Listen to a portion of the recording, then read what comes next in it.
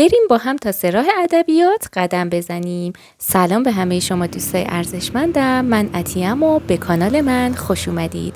اگه این اولین ویدیو از کانال منه که میبینید لطفاً به کانالم سر بزنید و ویدیوهای پیاده گردیامو ببینید.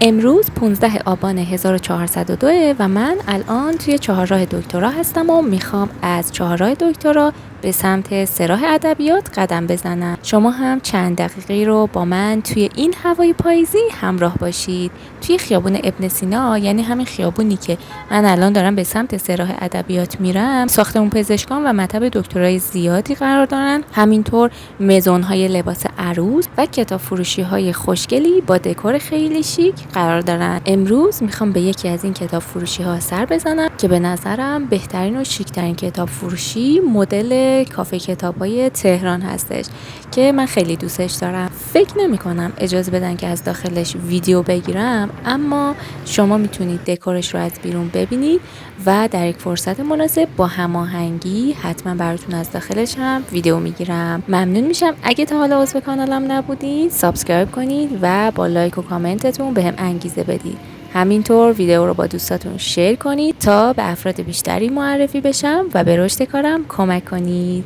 ممنونم. تا انتها همراه باشید.